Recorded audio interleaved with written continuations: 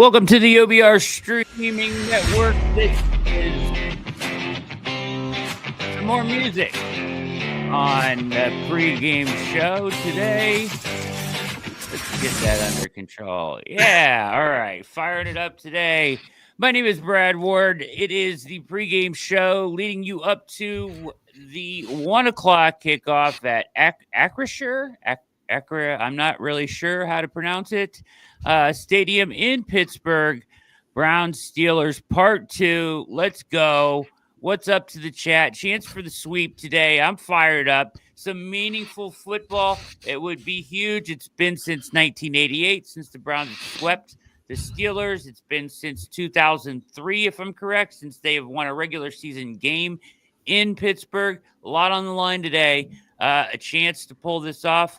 And I have an esteemed panel with me. The legend, Fred Greetham, at Fred Greetham9 on X is here. Jack Duffin, at Jack Duffin. And, of course, Jacob Roach, at Roachism13. Let's go to you first. Fred, what's going on? We've got our inactives. I'm going to unmute you here. Can you unmute yourself?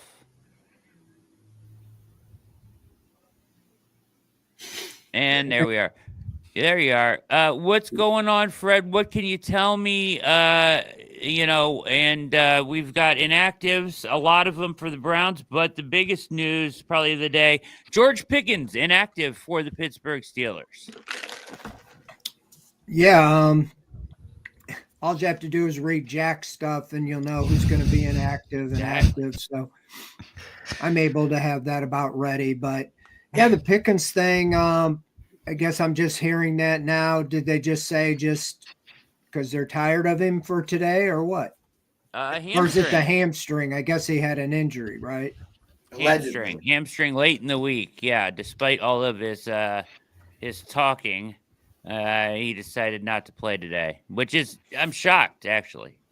You know, so many times we used to see it more so in college bowl games. Seemed like the night before the big game, the championship game, they'd suspend a star player and their team would win.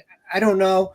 You hope the Browns don't let down. There's a tendency to think, oh, good, he was their best receiver. And then you get smoked by somebody you never heard of, you know?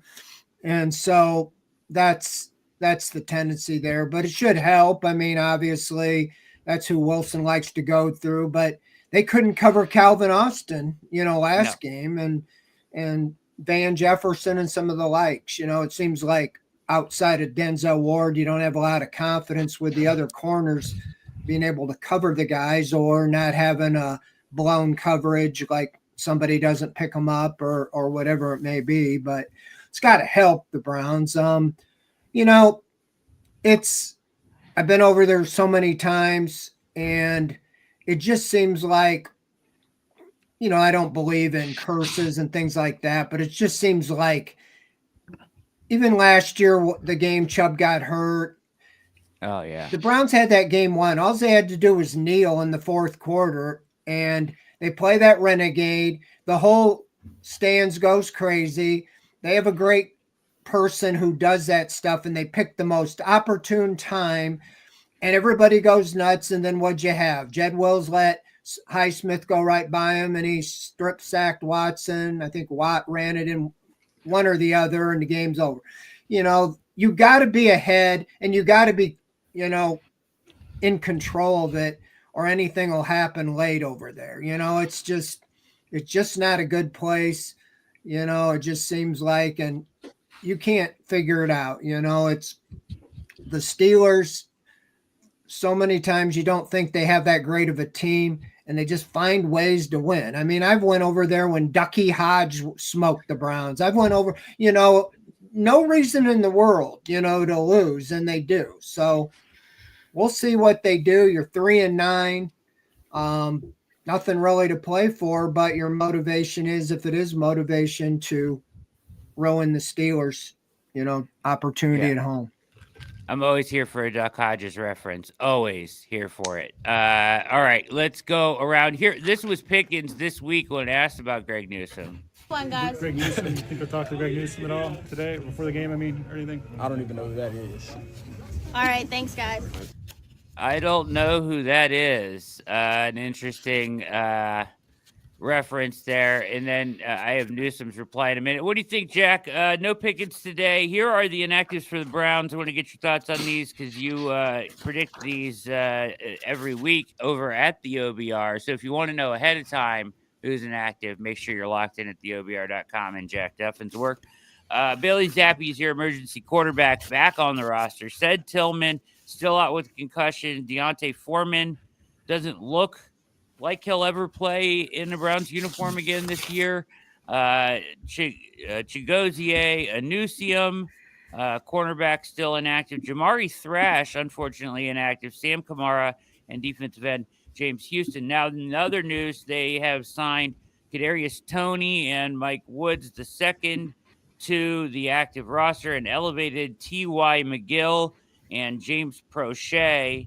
Let's hope Prochet is fielding the punts and not Kadarius Toney. That's all I have to say. Hurst and Wills to the IR. What do you say, Jack? Yeah, it was just kind of a question of would it be Thornhill and would it be Thrash? Because those two made the most sense. Both questionable. Did not practice the first day and then 2 days of limited. When you get those reports, it's a bit of a guessing game, purely based because if one was full practice, it'd be like, hey, that one's back, and you've got a pretty obvious choice. It'll be interesting to see sort of what they do. I'd guess Woods is just going to be out there as the third wide receiver again. So that would head that direction. Yeah.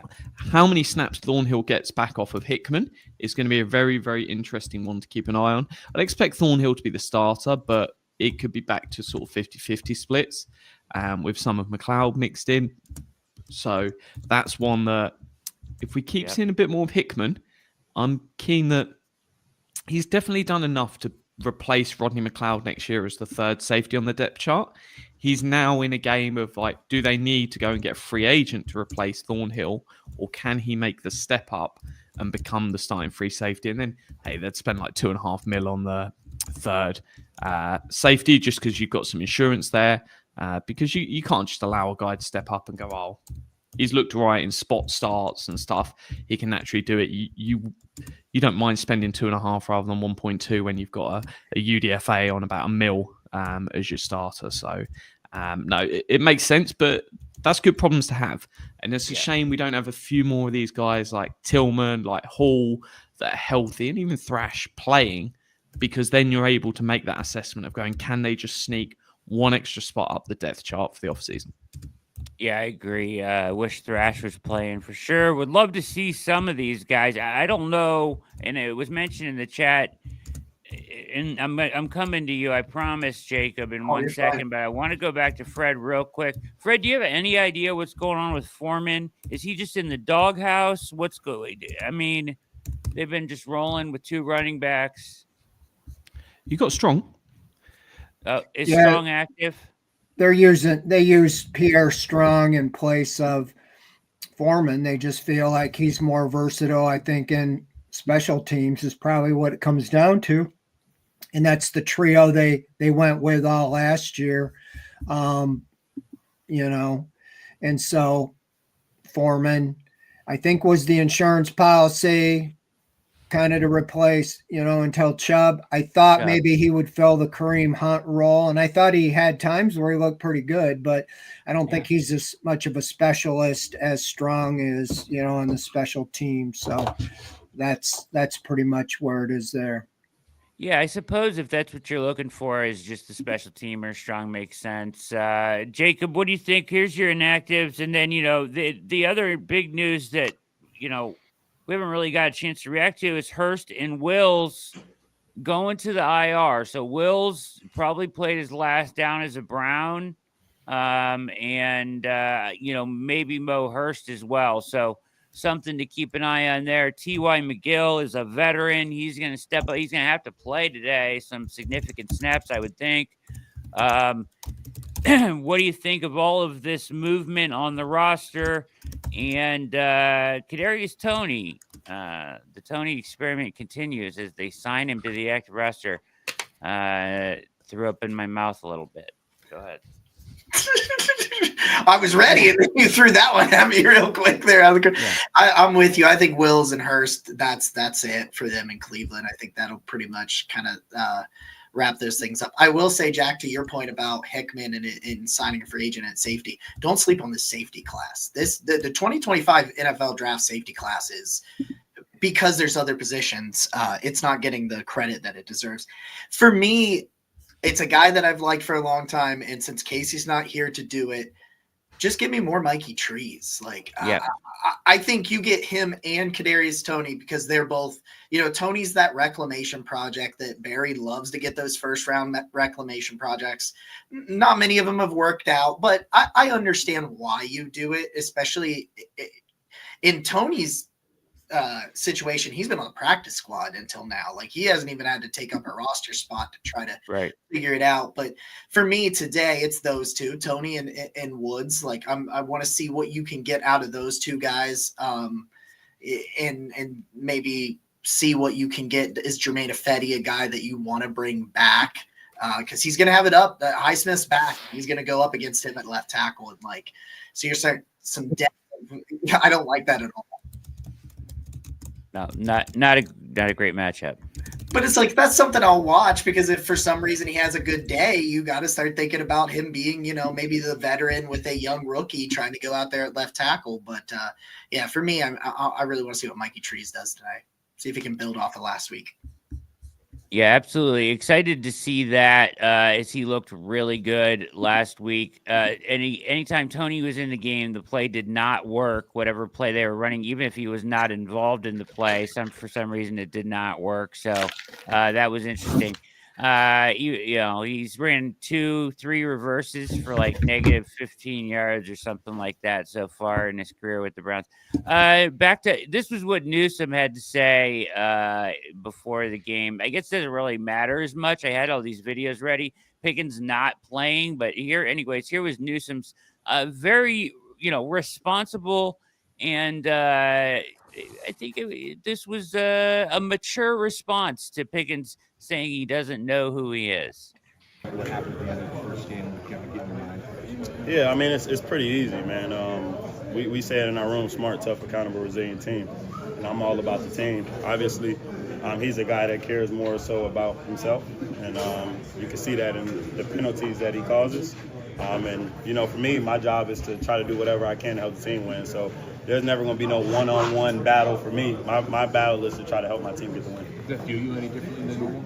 Nah, that's a like I said, he does that type of stuff all the time. There'll never be a man that ever can fuel me in any type of way. So definitely not. The people that just Good stuff from Greg there. Actually, mature and level-headed response, while still taking a couple digs about the penalties and whatnot. All right, Fred. So my question is, you guys mentioned Thornhill. Thornhill had was ready to be run out of town after the New Orleans game because of the play that everybody identified that he jogged on and all that stuff. But then turned around and played a terrific game against the Steelers. I thought he was excellent against the Steelers in the snow globe. The first time, missed last week, right? I believe he was out last week. And then, because they had to start Hickman. So I think that's an interesting area to monitor. Where are you at on the defensive side of the ball today, Fred? With him back and T.Y. McGill having to step in on the defensive line? Well, I think they're going to have to play, as good as they did last time, prevent the big plays. I mean, everybody likes to point the pick sixes to Winston. I get that, but I blame the defense for losing to the Broncos. When you score 32 points, the defense flatly gave up that game on that 3rd and long, 93-yard pass. Constantly those big chunk plays. And I'm kind of tired of the defense getting off. They've went from number one statistically last year. I think the last I looked, they're like 24th or 25th in the NFL, bottom 3rd. And it's time for them to get up. And I understand that early in the year, the offense was killing them. but their side of the ball needs to step up. And I think, this Steelers offense is by no means a juggernaut, in my opinion, especially if you take Pickens out. So they need to go out there and give the offense a chance to win the game playing against a strong, defense with the Steelers. I'm going to have to jump off here, but good to be with you guys. Thank you for your time, Fred. As always, the legend, Fred Greetham. Follow him on Twitter at FredGreetham9. Thank you, sir. All right, let's go to Jack. Jack, all right, Pickens is out. They have Van Jefferson. Is Mike Williams active today? I would assume so. And then Calvin Austin. What are your thoughts on these threats? Here's the line today, 43.5 over under Pittsburgh by 6.5. Thoughts on defending these receivers? Who scares you the most? Yeah, I would take the over. I think the Browns will continue to put up 20 plus points a game offensively. And to be fair, if you're doing that on a consistent basis across 17 games, you're going to win a significant amount of them. So that's, for me, is what I'm looking for the rest of the season. Can the offense keep scoring points? Because trying to rebuild a run game isn't the end of the world. You can get a little bit of O-line and running back help. Rebuild a defense, it's possible. Teams have shown they can do it in one off season. Trying to rebuild the entire passing game is very, very difficult. So if they can get that working, and so far, the Dorsey, Winston, Kevin Stefanski trio have been delivering with this wide receiver group. So I think we've got something that we can take into next season then. Is it Super Bowl worthy? No. But at the end of the day, if you're getting a quarterback that you're paying a few million to, a relatively cheap wide receiver trio, if that works, feels good. I think for me, the biggest thing I fear today is the cornerback trio. And I think that's Denzel Ward's been great, but outside of that, it's just not been consistent enough. They haven't got the level of pressure from the D-line they used to, and the cornerbacks haven't been able to lock down and get as many sort of pass breakups and stuff, with the exception of Ward. Ward's been phenomenal. The other two have not been at it. And so if they can't do their job, it's probably not going to go the way it wants. But I would much rather see a great Browns offensive display today than a poor game where neither side looks great and we scrape a win out, because that win might make you feel good, but it doesn't mean anything beneficial for the team. Whereas a great offensive display, we can keep stacking them week on week, and then we can talk about the playoffs. And I'm a believer that we'll be in the playoffs next year, but we've got to show that by offensive football. So let me ask you this. Let me push back on one thought there. I understand the concept there, of course, of, the win doesn't mean a ton at this point. Don't you think that, getting the curse of winning in Pittsburgh off your back and sweeping the Steelers first time in, 30 some years has some meaning for your organization going forward? I think stuff like that means more to the fans than it does the players. Just my read on it. Obviously, hey, winning more games will help, but winning in a poor game that no one really looks at it and it's a poor offensive display and we win is a lot less beneficial than a great offensive display and we just lose it because someone makes a gaffe or something. So I would rather win than lose. I'm not quite on the whole. If there was a phenomenal quarterback prospect in this draft, I would be losing all odds. And I bet the Browns would have stuck a few more guys on IR if there was some like Hall of Fame worthy sort of first overall pick, but there's not. So it's like I'm not that cared of where we finish in the draft, but I need to see good offensive football to be happy. Jacob, where do you come out on this? Interesting. Win, loss. Do you need it to look a certain way for it to be a win here today? So forth and so on. Yeah. I think there's a lot of merit to that argument, just in terms of building momentum and something to kind of hang your hat on. I mean, you think of this past offseason. You're going in, you're saying all offseason, hey, this is a team that overcome every little bit of adversity, including, some of the worst quarterback play last year. We didn't think it could get worse. It did get worse at the beginning of this year, but some bad quarterback play last year, injuries that on every level, like a third of your salary cap and all this stuff. And you hung your hat on that all off season building into this. You're like, well, they're going to get healthy. And then they did, and they didn't, because of the tackle situation for a lot, especially on left tackle. It never got to where they wanted it to be. Even right now, as we sit on December 8th, it never really worked out for them.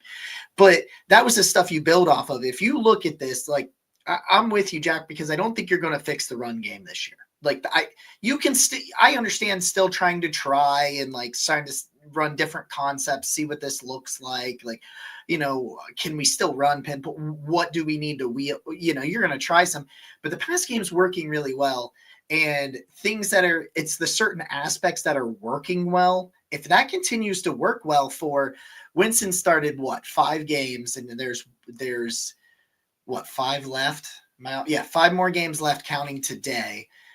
So you're going to get 10 games. And if you say the last 10 games of 2024, we could throw the ball, you're like, wow, okay. What if I go get a left tackle and add to that? What if I go get another weapon, because Jerry Jeudy continues to shine, David Njoku shines, and hopefully we get some more Cedric Tillman comes back and we can see some of that.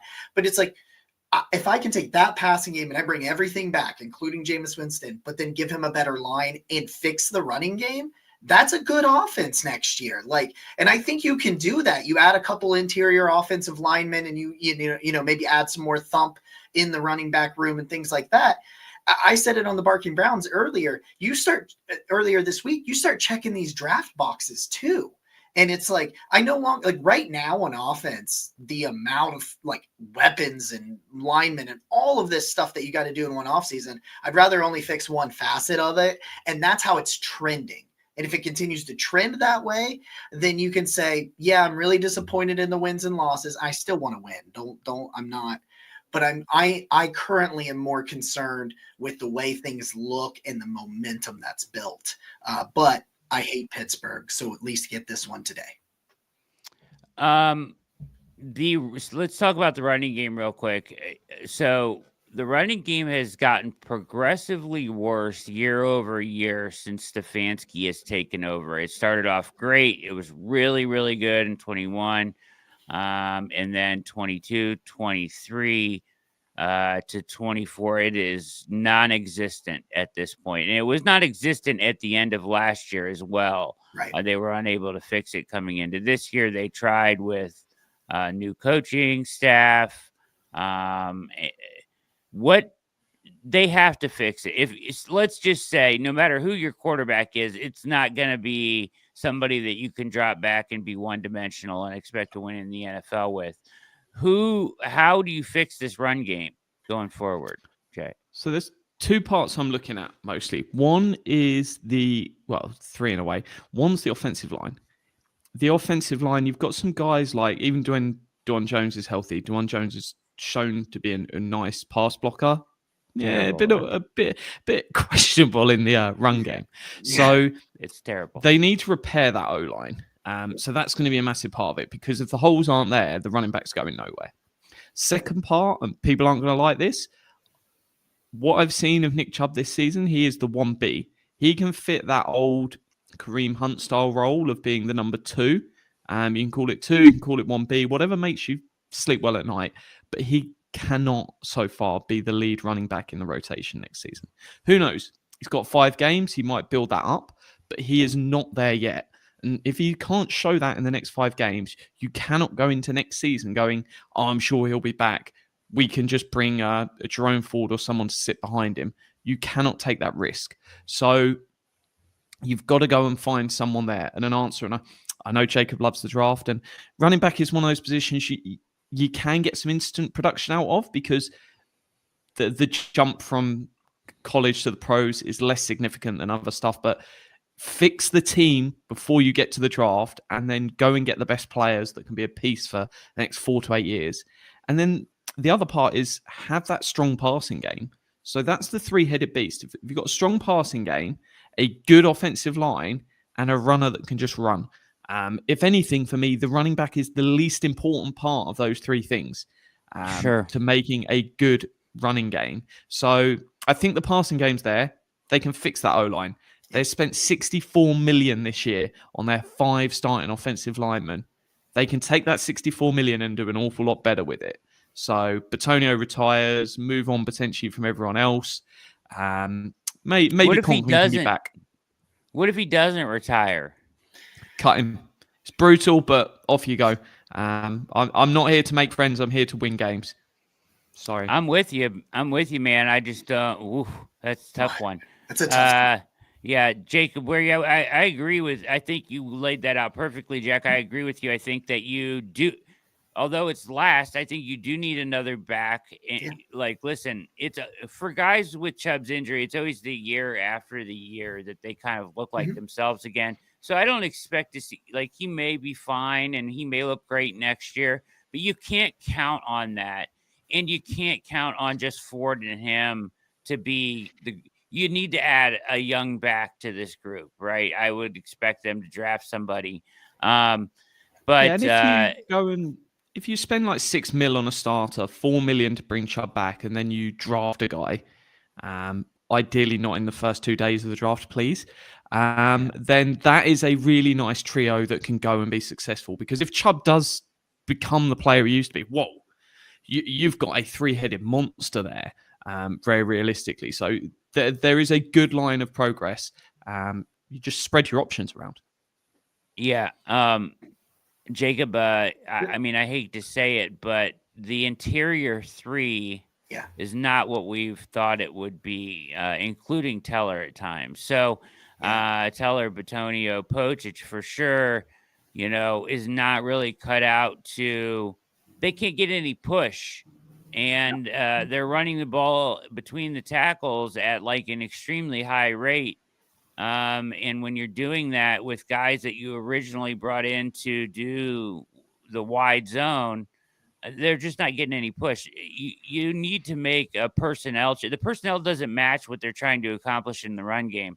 It would be my, I guess just flat out, that's what I see. And you need a back as well, an explosive back, especially with the way the NFL has gone to the cover 2 trends that we've seen this year. It's made running back more important. Where are you at? How do you fix this run game in the offseason?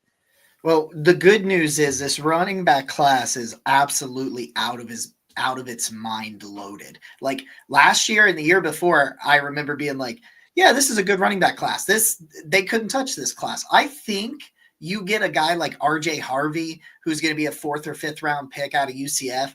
I think in a lot of years, he's a day 2 pick. Like that's where I think you are in terms of that. So yes, a day 3 running back would be awesome because I think you're going to get someone who can be a 1A/1B. Like you're probably not getting a workhorse in round 4, but like, I love the idea of RJ Harvey. Travion Henderson, I think goes day 2. But if for some reason, but that's the thing, it's such a loaded class that these guys can get pushed back, and you're going to get Henderson might go round 3 because of how loaded it is. And I think you absolutely go that way. I think you got to get younger when you're rebuilding the interior of this offensive line, especially. I think one thing that's really interesting about this is you've got a lot of tackles at the top of this class that people think are guards, and Will Campbell being the poster boy for that. So I don't know that the guard class is overly loaded or anything like that, but you've got a lot of talented players that people think are guards. And so if you're going to, I think like the Browns could go draft Kelvin Banks from Texas at 8 overall, and either he's your left tackle or left guard of the future. And I think you're okay with either one. Like I think that's where it is, but I think you're drafting 2 or 3 offensive linemen. And I'm not saying that all 3 of them come in here and be a starter, but I think you need to draft a tackle, a guard, and a center.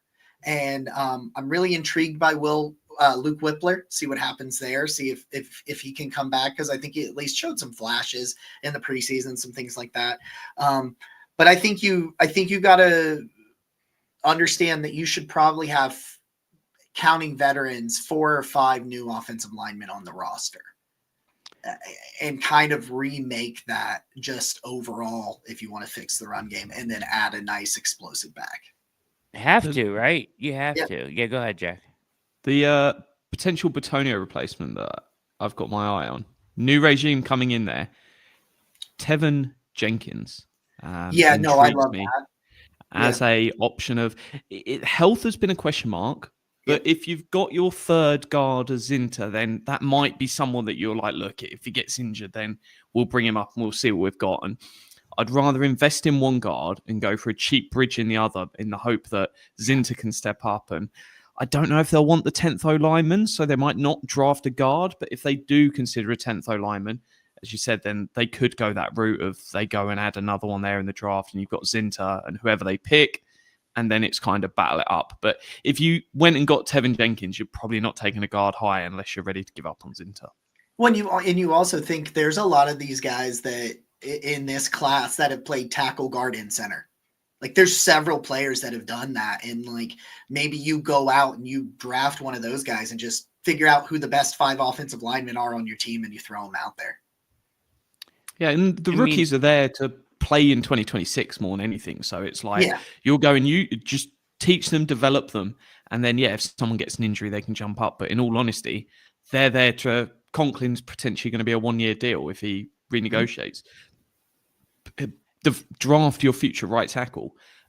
Draft these guys a year in advance to bring them in. So certainly can be done. Yeah. Here's my concern.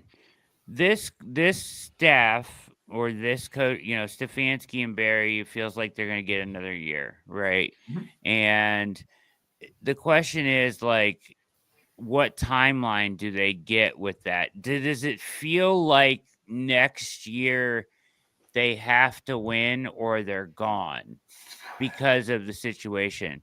And it kind of does to me. Like, you can't go win 5 or 6 games next year and expect to be around the year after. So are they more inclined to explore free agency to quick fix your offensive line than they are the draft?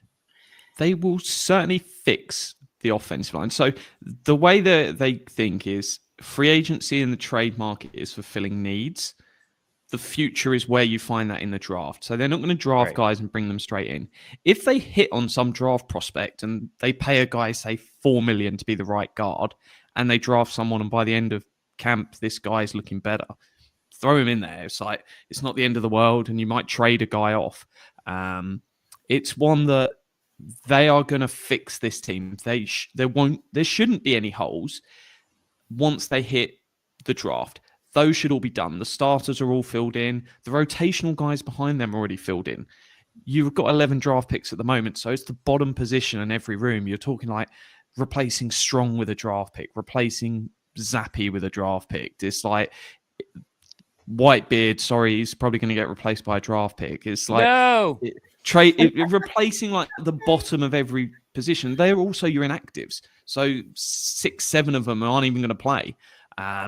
But it's those bottom guys that you're not going to see much or any of them from the first year. That's perfectly fine. But they've got to be ready and step up and improve, because if someone gets injured, they need to get out there and play.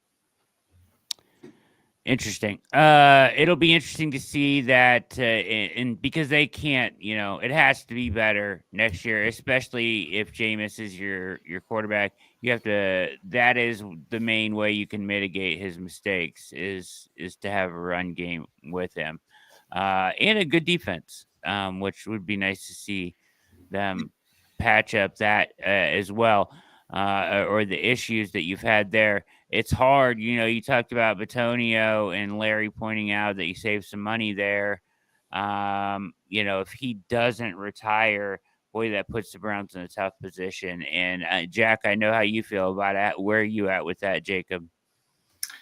Yeah, Batonio is like that kind of, when I looked at OTC, looking at the cuts and possibilities, his sticks out to me because the play just isn't where the money is right now. And that $15 million post June 1, that's not a small number. Like, no. That is a significant cap number there that Obviously, again, can't use it till post June 1, but that could be one of those like that cut rolls over into in 26 or however you want to look at it. And it's just, I would like to keep him back, but is he going to come back on a smaller number and maybe not start? Like if he's okay with that, maybe. But I love Batonio. I've enjoyed every second, but like Casey has said this before, Brad, and I'm sure he's had this conversation with you as well about like Barry does right by players. He wants Barry to start doing right by wins in the team, and potentially moving on from Batonio is probably the smarter play in terms of the team. And that's what sucks. Yeah, it sucks, but it's a real conversation that needs to be had because it's just the performance isn't there anymore. He would be smart to retire, but we'll see what happens. I got a card for you in free agency. I have to question if there was that conversation a year ago, because it was quite ballsy taking a guard in the third round when it wasn't really a need. Because if Batonio, speaking back, because last season wasn't too bad. It was okay for Batonio. It was above average rather than elite. But we're at a point where it came a bit out of the blue for me, because I'm like, look, you can make do with where they are for the next couple of years and it'll be fine. Whereas they went and took that as their second pick in the draft. It was like they feel they need to do something there. And it always felt as me as like, is that Batonio's writing on the wall where he said, look, guys, I've got one more year in me. I'm not going to announce that publicly. I'm not going to tell anyone, but I'm doing the decent thing and telling you guys a year early. There's a lot of respect there. And then they can do that. And in the same way, if he then got to the end of the season, he's playing great and he goes, I want to play one more, they're not going to mind. Yeah.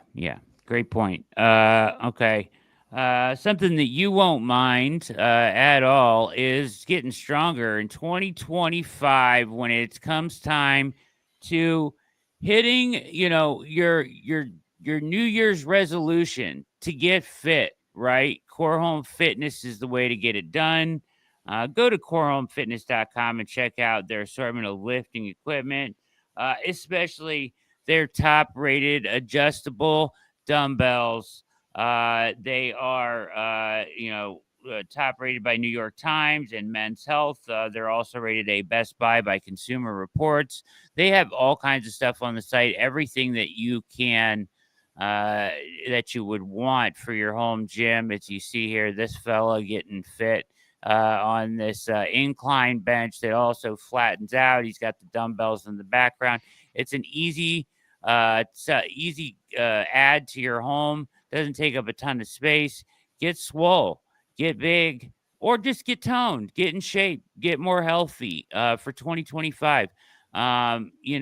These go check out corehomefitness.com, bring the gym home, but it makes a great gift as well. If you know somebody in your family or a friend that wants to get fit or has been talking about trying to do this as a New Year's resolution, I want to lose some pounds or I want to, increase some mass, whatever it is, Core Home Fitness can hook you up with the equipment needed at a reasonable rate. Check out their videos and other products like the Glute Drive Plus, Fight Master, and crush your goals in 2025.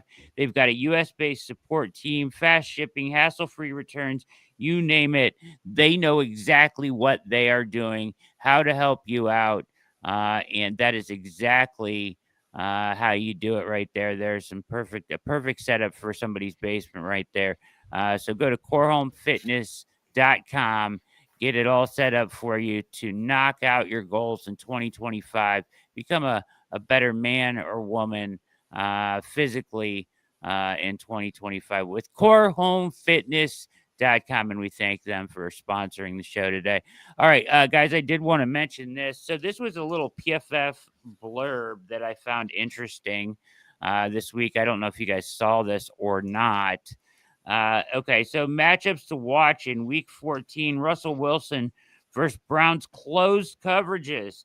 Cleveland's coverage unit lives and dies in closed coverages, running them at 68.1% clip, second to only the Steelers this season. Their usual bread and butter, they live in cover one. We know this. They play a lot of man, right? Being one of just 5 teams to run at more than 30% of their coverage snaps. Yet the last time these two teams faced the Snowball, they utilized it just under 15% of the time. The reason lies in the fact that Russell Wilson has picked apart cover one this season, generating a 90.2 passing grade against it. So the Browns actually in that Snowball went away from what they typically do, more middle of the field open stuff, limited their middle of the field closed or single high safety looks to 15%, where they're usually at 68% against Russell Wilson because he's known to pick it apart. Do you think we see the same today? Got it, Jack.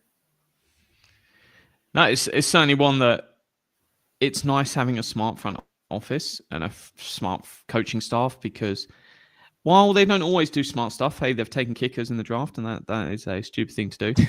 In the majority of the time, they do sensible things. So you would expect to see this go from a PFF column where they've looked at it. They have a massive, massive data team, and a data team that then merges well with a coaching staff, that they can have these conversations, go, look, guys, you need to be aware of this. And there's some stuff that you don't want the coaching staff having to like really drill down and try work out, well, what is Russell Wilson good and better at? If you can just go and provide that data and go, look, here's all the stuff, they can then look for that in the tape rather than they're trying to watch the film and go, oh, I wonder what Russell's strengths and weaknesses are.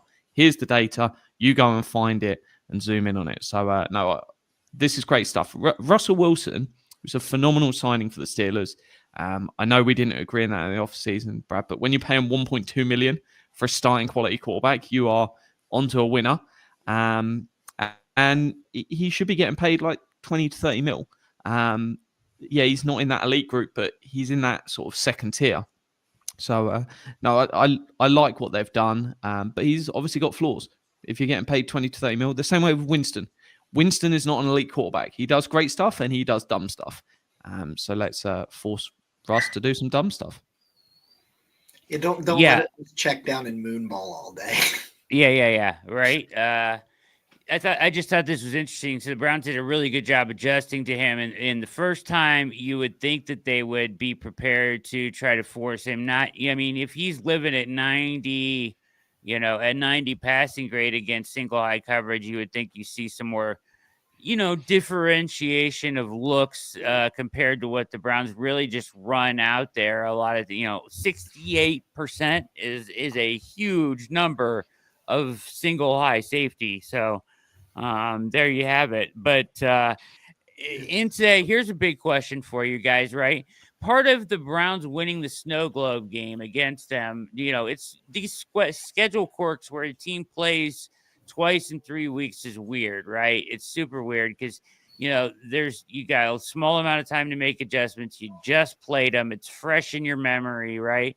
And, but in that game, the Browns won the line of scrimmage. I think it's safe to say on both sides of the ball, on the offensive line, they won.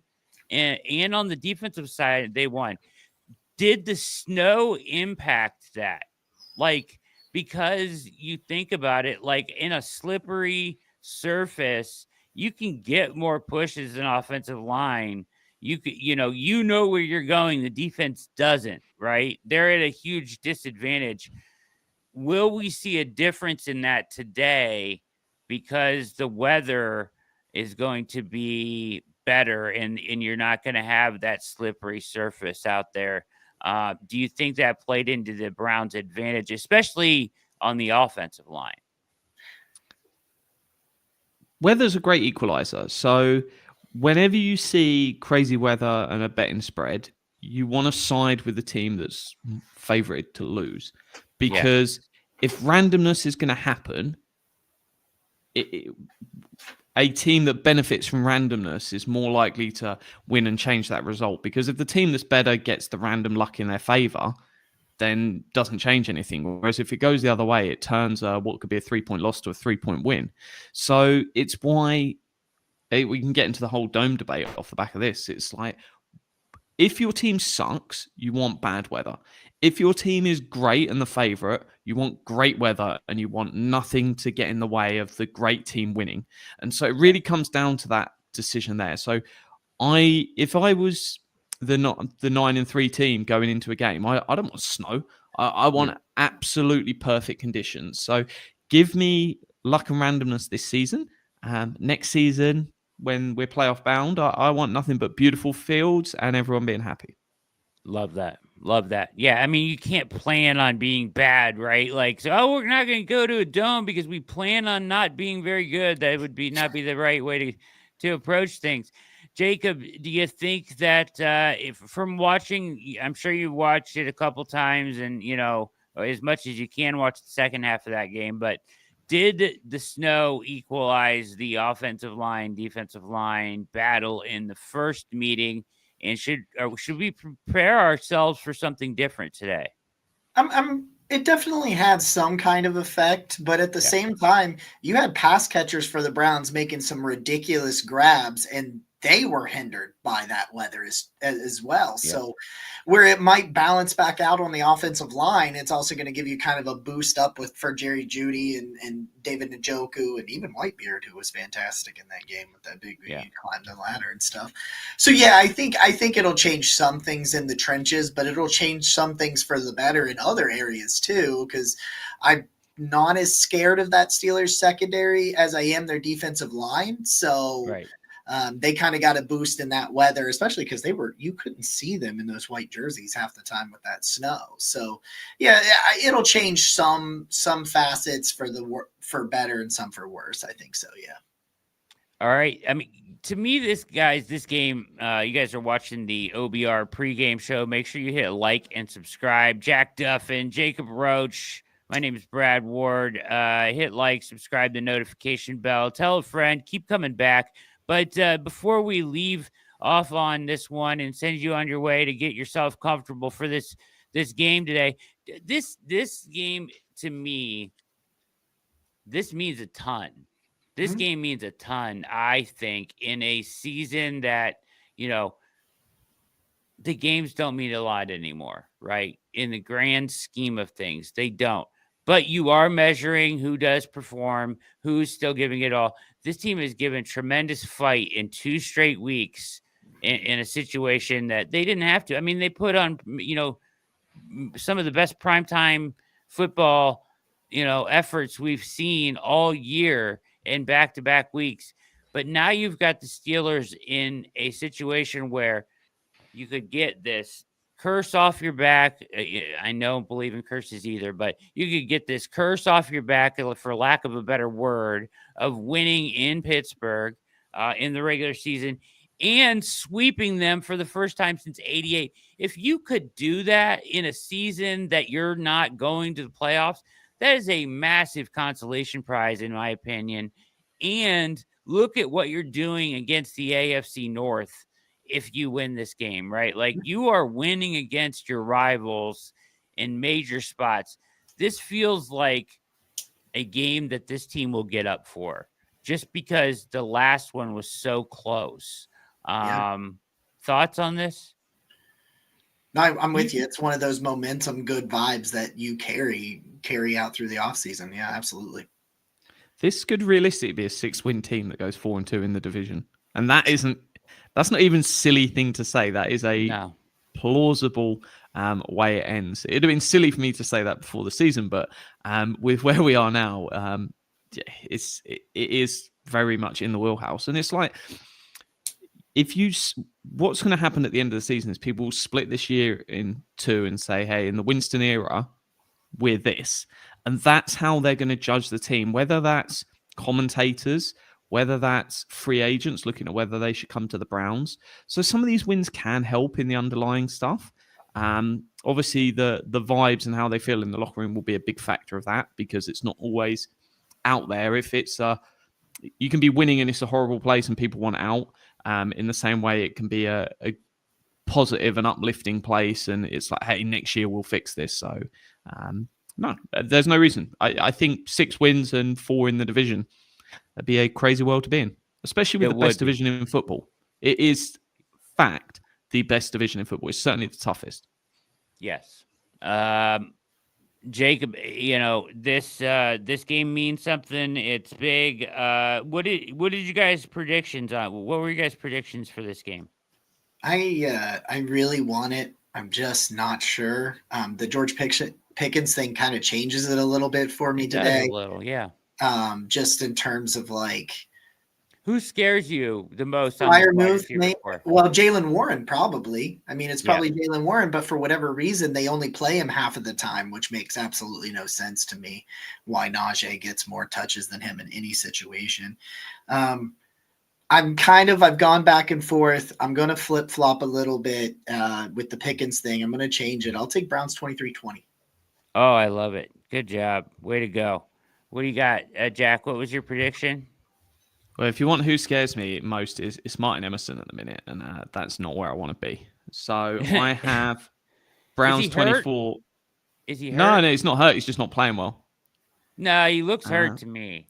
He's faster than that, don't you think? I mean, he looks so slow out there. Oh my god! All right, go ahead. Last year was definitely a drop. That rookie season was phenomenal. That last year was okay, but a drop on his stuff, and this year's just not been good enough. I still bring back as a starter next year, but I've got Browns 24, Steelers 26. Okay. If you could promise me our 3 cornerbacks would all play above average, I would be predicting a Browns win, and that is the only reason I just can't do it this week. Yeah, it's Van Jefferson, Mike Williams. Is Calvin Austin their best? Is that their best guy at this point? Probably. Probably, right? And Barry pointing out, of course, and silly me, I haven't brought this up yet, and I have it written down like 4 times here, but Highsmith back today is a huge factor. You had the quiet game from Watt, and the massive game from Garrett actually jumped him in odds from 35-1 all the way up to 10-1. He wasn't even on the first page of odds for Defensive Player of the Year. After the 3 sacks, Watt gets shut out, and he basically cuts a promo after the game calling himself the man. I think that had a factor too. He jumped all the way up to 2nd in Defensive Player of the Year after just that one game. Now, a Defensive Player of the Year award winner hasn't been on a losing team since James Taylor back in that's not the right name. Yeah, it is. No, it's not. Jason Taylor back with the Dolphins in 2006. So the Browns or him repeating or winning Defensive Player of the Year, he'd probably have to have a massive last 5 weeks and run away with it to somehow overcome the losing record. But he has bounced back into contention here. Another big day from him and quiet day from Watt would be huge if he wanted to get this done. And then he needs to go find the microphone and cut another promo just like last time, calling himself the man, because that helped him. I'm telling you, that helped his odds big time. So that's something to keep an eye on for sure. James Taylor won a Grammy. Yeah, you're right. I'm sorry, world's fastest. Jason Taylor, pardon me. So, but the difference today, though, Highsmith playing Herbig has been very good, and you've got Watt. The Browns did a tremendous job on Watt last time, partially because Conklin's playing really good football, but also because they chipped him a ton. What's the difference? Do you expect a Highsmith to make a big difference in the pass rush today, Jack? Yeah, because he's going to go against the left tackle that is, if Feddy isn't as good as people like to make him out to be, he can do a job. But the key thing, a lot of it's going to go on Winston. If Winston can keep driving that ball out of his hands in 2.5 seconds, we'll be okay. If it's one that he's not getting that ball out, then there's going to be serious problems. Conklin will do a really nice job against TJ. And that was a big reason why he's not looking as good in that game a couple of weeks ago. So I think there's a significant benefit to having Jack Conklin, but you need 2 Jack Conklin level tackles, not 1. Yeah, agreed. What do you think, Jacob Highsmith, difference maker today? I don't know. The dog doesn't think so. So he's not impressed. Woof, woof, woof. Yeah, no, he makes a massive difference. I mean, Herbig and all that. So if you all of a sudden Herbig goes back to your third option, yeah, okay, yeah, it's a difference. Yikes, Chris. All right. Good stuff, guys. Fantastic job on the OBR pregame show. Listen, man, I am really, really hoping they could pull this one off. It would be tremendous. I just feel like this would be the consolation prize of this season if they could just pull this one out. I expect Winston to play well again, though, and this passing game to look good. Let's see if they can get some semblance of a run game, although I'm not counting on it at all. We're going out fighting. I want the Chiefs. I want a bit of all of them. I'm going to have you this want a the rest bit of the year. all. Let's get. Yeah, I like it. Let's go. Yeah. Did you see on Hard Knocks what Stefanski said? He said you're in the playoffs, and he looked at the schedule. He showed it. He's like you're in the playoffs. That's not really how it works, Coach, but that's okay. We'll take it. Let's bucking this trend would be enormous for the Browns moving forward.